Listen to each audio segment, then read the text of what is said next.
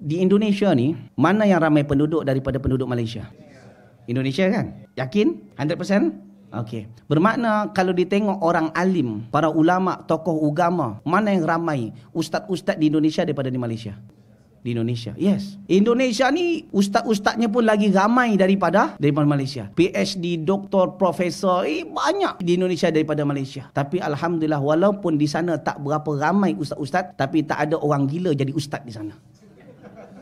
Tak ada orang gila jadi ustaz di sana. Tak ada tokoh agama orang gila. Kalau ada orang-orang yang buat mengarut seperti itu, maka cepat akan pihak berkuasa jabatan agama tangkap orang tersebut supaya tak menjakiti orang-orang. Dan alhamdulillah orang situ pun tak ada yang percaya benda-benda seperti itu. Tapi di sini, waliyahzubillah, orang gila boleh ditokohkan. Kalau di sana orang gila bukan ditokohkan, dimasukkan ke rumah penjagaan orang sakit jiwa. Kalau di sini boleh ditokohkan, bahkan jadi penceramah, bahkan dianggap menjadi wali, dan kemudian ramai pula followers. Dikata bongak, nanti marah pula. Tapi nyatanya seperti itu. Kan pelik. Dan jabatan agama tak ada buat tindakan. Senyap aja. Kalau di Malaysia tak ada jemaah. Kalau macam tu kena buat tindakan terus. Ni bahaya ni. Kita kena sedar jemaah. Orang Indonesia ni sebenarnya orang hebat-hebat. Ramai yang hebat. Tapi yang hebat ditekan. Yang bodoh ditonjolkan. Jadi akhirnya di mata luar negara, orang Indonesia ni dipandang sebelah mata. Kalau jemaah jarang pergi ke luar negara, jemaah takkan rasa. Tapi bagi orang yang biasa ke luar negara, kadang-kadang ada di antara mereka yang malu mengaku sebagai orang Indonesia. Sebab apa? Dipandang sebelah mata. Kenapa dipandang sebelah mata? Kerana selama ni warganya menonjolkan orang-orang bodoh dan orang gila, sementara orang hebat, orang pandainya ditekan dan disembunyikan. Boleh faham tak? Itu perlu kita fikir jemaah.